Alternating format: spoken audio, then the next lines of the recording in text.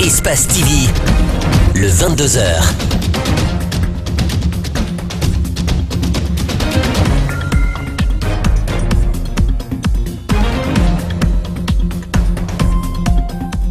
Bonsoir à tous, vous êtes dans le 22h. Voici les titres du journal. Circulation perturbée à l'aéroport de Conakry. Les eaux de ruissellement stagnent sous le pont, empêchant la fluidité du trafic routier. Reportage à suivre avec Mamadou Saliouba. En République démocratique du Congo, le village de Makacha enregistre une chute de sa petite industrie touristique liée à la peinture des réalités de la localité sur des habitations. Merci de nous rejoindre et bienvenue à tous. Le traditionnel Conseil des ministres s'est tenu ce vendredi 30 juin sous la présidence du chef de l'État. Au cours de la session, plusieurs textes de loi ont été examinés, notamment dans le cadre de l'environnement et de l'économie nationale. Malik Sanjana Kamara nous signe le compte-rendu de cette session. Tout d'abord, le message du président de la République sur l'occupation anarchique des domaines publics de l'État. Il a demandé la prise des mesures d'urgence, mettre fin à cette pratique. À cette période des grandes pluies, les inondations sont constatées suite au bourrage des caniveaux.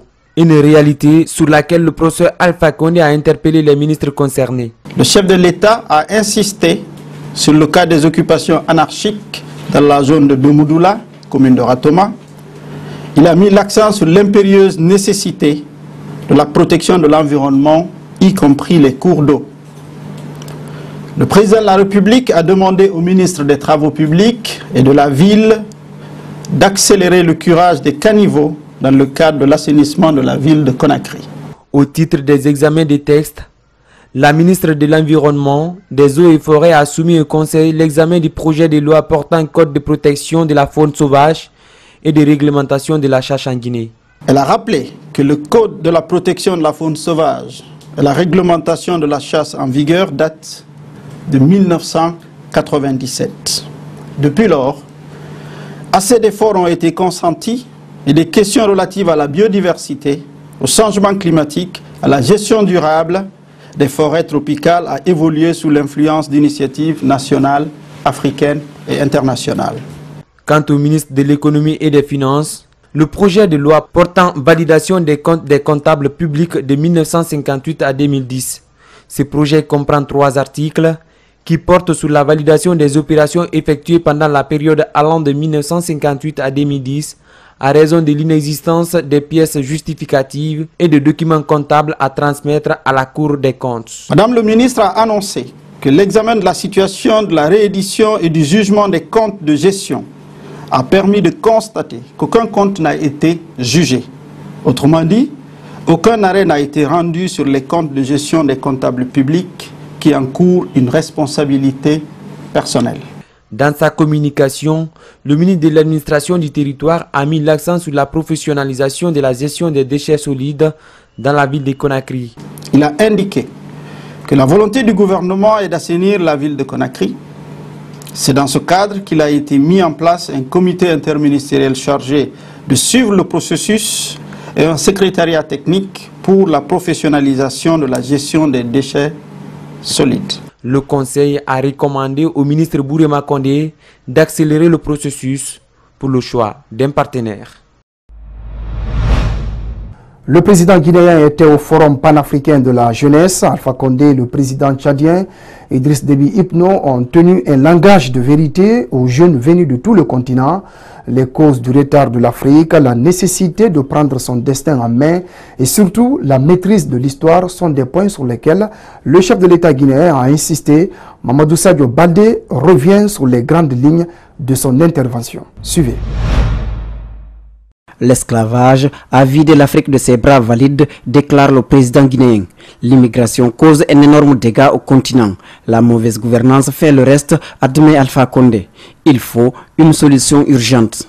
C'est pourquoi nous sommes décidés désormais à ce que l'on se dise les vérités et qu'on corrige les faiblesses que nous avons dans notre gestion. L'Afrique a raté 3 révolutions. Pas question qu'elle ne soit pas au rendez-vous de la 4e. Pour ne pas rater la 4e révolution industrielle qui est l'économie numérique, notre première bataille est de maîtriser l'énergie. car sans électricité, on ne peut pas se développer. Il n'est pas là pour couper le cordon ombilical, mais il est de plus en plus hostile à toute intervention extérieure dans les affaires internes. Il ne mâche pas ses mots. Tous les problèmes que l'Afrique connaisse sont dus à des interventions étrangères. Nous avons décidé désormais que les problèmes africains soient réglés par les Africains et qu'il n'y ait plus d'ingérence. Nous avons montré que quand l'Afrique parle d'une seule voix, on est écouté. C'est pourquoi nous avons lancé les champions, pour que l'Afrique parle d'une seule voix. C'est-à-dire que sur chaque problème, il y a un chef d'État qui est chargé, après que l'Union africaine ait pris position, de parler sur le nom de l'Afrique et il n'y a plus de cacophonie. Et deuxièmement, nous ne voulons pas qu'on pense qu'on peut nous acheter en nous divisant pour qu'on prenne des positions. Voilà la nouvelle Afrique que nous voulons désormais, qui est seule capable de donner à la jeunesse un avenir radieux. Un avenir radieux, dit-il. Des droits, oui. Des devoirs, c'est une obligation. La consultation de l'histoire est un passage obligé pour les jeunes avant d'entreprendre quoi que ce soit. Là aussi, il digère mal le discours de Dakar. Il y a même un chef d'État qui a été jusqu'à dire que l'Afrique n'a pas d'histoire, qu'on est hors d'histoire. Mais au Moyen-Âge, Tombouctou avait plus de librairies, plus de livres que la Bibliothèque nationale en France. Il y a aussi des héros qui se sont battus contre le colonialisme, que vous devez connaître. Le président Nkrumah Ozadiefo, Lumumba, dont nous avons un représentant ici, mais aussi Ben Bella, Nasser, etc. Et s'écouter dans tout ça. De toutes les façons, les jeunes du continent doivent comprendre que leurs aînés avaient tenté quelque chose, du moins ils étaient des visionnaires. Comme pour leur dire, la maîtrise des technologies actuelles, oui, mais il faut jeter un regard sur le passé. Décryptage signé Mamadou Sadio Badé. Comme annoncé au sommaire, à l'aéroport, la circulation est restée perturbée toute la matinée et ce n'est pas un manque de discipline des usagers qui justifie cela, mais les eaux de ruissellement qui stagnent sous le pont. L'image revient tous les ans et le moins que l'on puisse dire, aucune solution pérenne pour résoudre définitivement le problème. Reportage à Mamadou Saliouba, Ibrahim Assouma. Quand on trouve une moto au milieu de la route, il faut se poser beaucoup de questions et voici une réponse des eaux qui ne savent plus où aller. Nous sommes à l'aéroport, le pont qui fait appel aux égoutiers toute la saison pluvieuse. Les égoutiers, les voici bottent dans les eaux, une image qui revient tous les ans.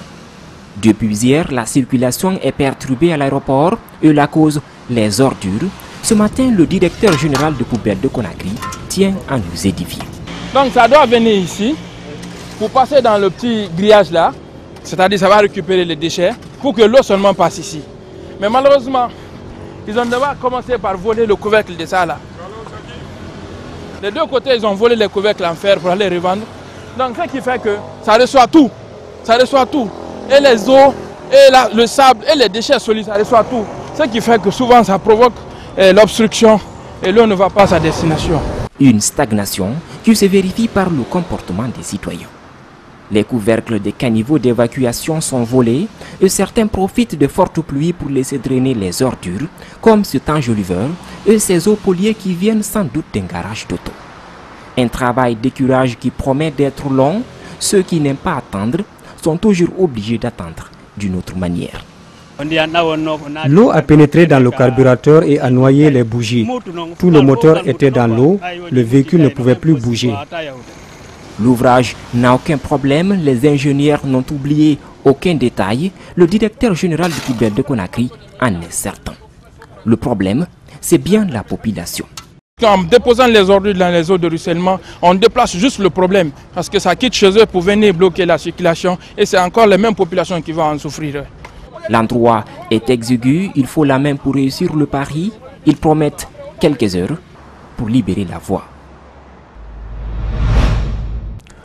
Plus d'une semaine après la validation du code électoral par la Cour constitutionnelle, le RPG Arc-en-Ciel crie au piège et s'oppose à sa promulgation par le chef de l'État. Au cours de son assemblée générale de ce samedi, le parti au pouvoir est revenu sur des points qu'il juge non conformes à la Constitution. Compte rendu, Antoine Kourma, Abdoulaye Kamara.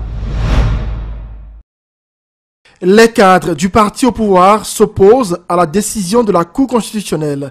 Ils demandent au président de la République de ne pas promulguer la loi sur le code électoral. Si dans une loi électorale, des points aussi essentiels ont été jugés non conformes à la Constitution, est-ce qu'on peut considérer cette loi opérationnelle? Cette loi a besoin d'être retournée pour une seconde lecture à l'Assemblée nationale.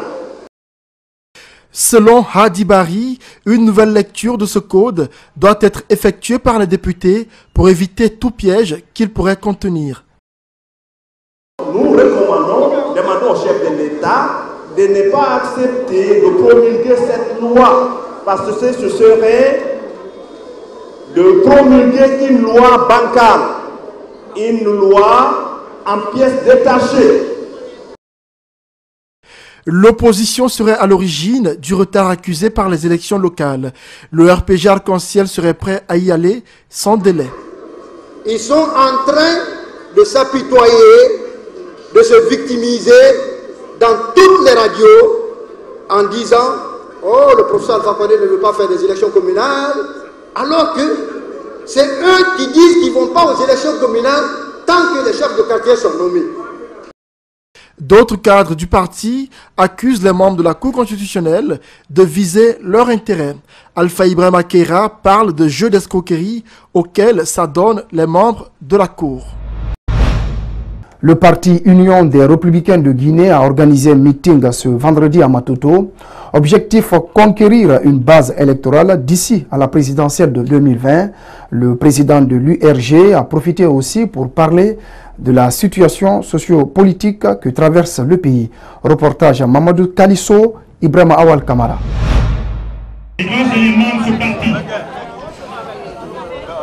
Désormais, il faudra compter sur l'Union des Républicains de Guinée sur l'arène politique en Guinée. Cette jeune formation politique qui vient de naître se fixe comme priorité l'éducation et la justice, deux secteurs clés pour le progrès de toute nation. Dans son élan de combattre les tares de la Guinée, l'URG compte s'appuyer sur la couche juvénile. L'URG est un parti créé par les jeunes, pour les jeunes, car ils se connaissent eux-mêmes. Ils savent le problème qui les assaille. Ce sont eux qui peuvent proposer les solutions pratiques pour mieux s'épanouir. Son épanouissement passe forcément par une formation de qualité adaptée aux besoins du marché de l'emploi. Ce qui ne serait pas le cas actuellement et l'URG veut en faire son cheval de bataille. On va essayer de sceller un contrat avec les entreprises pour favoriser la politique de formation locale.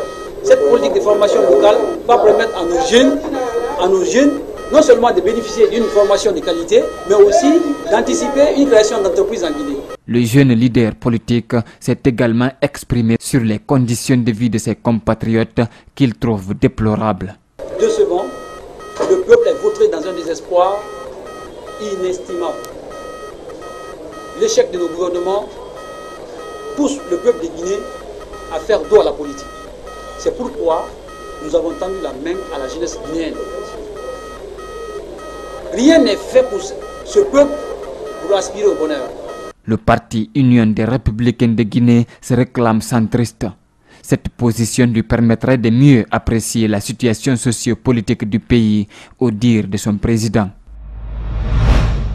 Tokyo TV effectue une visite à Adafo Media pour un éventuel partenariat. Ce vendredi, une délégation de cette télévision japonaise s'est rendue dans les locaux du groupe pour prendre contact avec le personnel et les responsables. Lors des échanges, l'accent a été mis sur une franche collaboration en matière de partage d'informations et de services entre les deux groupes. Abdourahmane Ba, Djibril Kaba Kamara.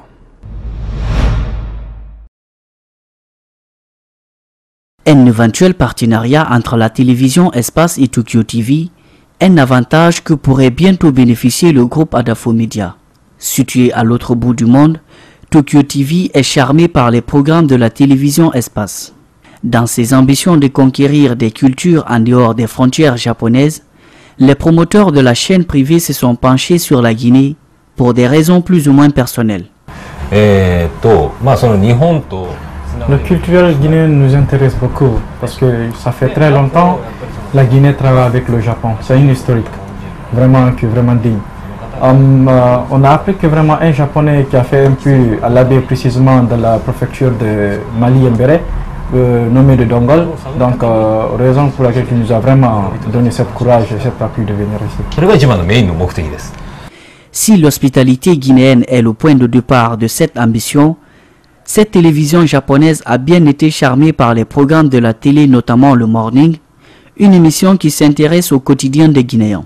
Pour ce responsable du groupe, ce rapprochement est le fruit du travail du personnel. Aujourd'hui, avec le travail, on a senti qu'il y a quelque chose qui a payé au-delà. Le Japon, c'est pas le Mali, c'est pas encore moins le Sénégal, mais c'est de l'autre bout. Mais ils sont arrivés avec un programme préétabli dans lequel on a vu qu'il y avait l'une de nos émissions dans le programme. Après la visite passée dans les locaux, la délégation est impressionnée par les équipements que dispose la télévision et se dit impatiente de voir un partenariat naître entre les deux médias. Un partenariat qui permettra aux deux médias d'échanger des expériences dans le paysage audiovisuel.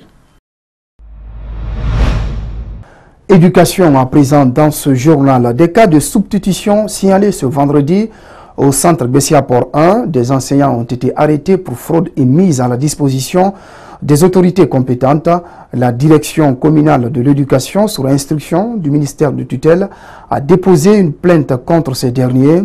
C'est une annonce du ministre de l'enseignement préuniversitaire qui poursuit d'ailleurs sa tournée à l'intérieur du pays où il a lancé les épreuves du BEPC dans les préfectures de Koundara, Gawal, Labé et Pita. Mariam Nabé et Elhaj Aliouba nous signent le reportage. Au compte de la deuxième journée du brevet d'études du premier cycle, c'est au lycée Koundara et au centre Action Vivre de Gawal que le ministre de l'enseignement préuniversitaire et de l'alphabétisation a lancé les épreuves de dictée questions et physique. Dans toute la région, on n'a enregistré aucun incident. Donc toutes les consignes ont été respectées. Les recommandations issues de l'atelier préparatoire également ont été respectées.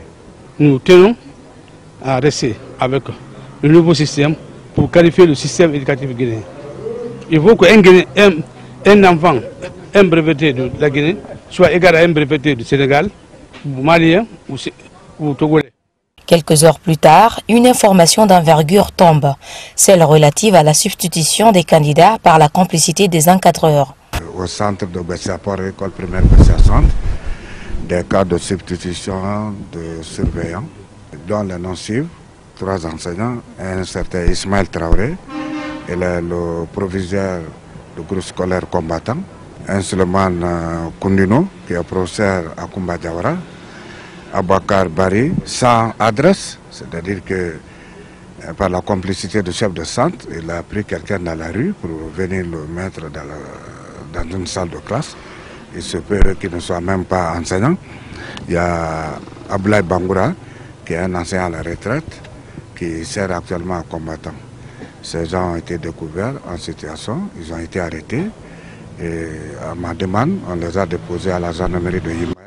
Au compte de la 3e journée, le lycée Waro de Labé et le collège Guissouma de Pita ont reçu la mission pour le lancement des épreuves de chimie et d'éducation civique et morale. Globalement, tout se passe bien.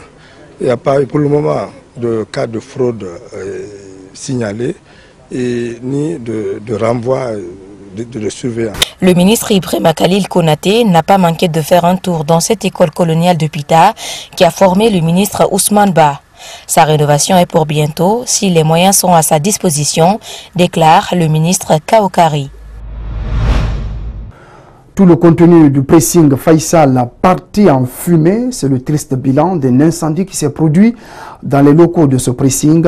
Tout est parti d'un court-circuit selon les responsables de l'unité de traitement de vêtements. Constat dans ce reportage de Mohamed Valek Touré, Mohamed Alusen Kamara. L'incendie s'est déclaré aux environs de 20 h dans ce pressing central appelé Faisal. Pas de perte en vies humaines, mais le drame a causé d'importants dégâts matériels. Quand j'ai eu le feu, bon, déjà que les personnes qui étaient allées m'ont averti. Donc la première réaction que j'ai eu à faire, c'est de jeter d'abord des bidons d'eau, après les sapeurs-pompiers. Mais j'ai trouvé qu'il y a d'autres personnes les avaient déjà appelés, parce qu'il y avait les voisins ont afflué. Donc quand ils sont venus, donc, ils ont fait le reste des travaux. Ce bâtiment incendié est occupé par Dambélé et sa famille depuis près de 24 ans. C'est dans ce pressing central qu'il stockait tous les habits des clients, une quarantaine de vestes, des bassins, chemises, tous ont été consumés par le feu. Alertés pour sauver la situation, les sapeurs-pompiers ont joué leur rôle mais sans y parvenir réellement. Tout ce qui se trouve en banlieue, tous mes dépôts de banlieue, on a ramassé le linge sale. Hier, tout a été amassé ici.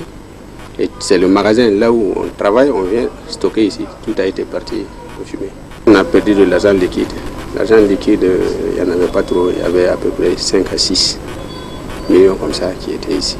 Celle qui travaille avec moi, elle avait de l'argent qu'on l'a confié. Il y avait tout ça dedans.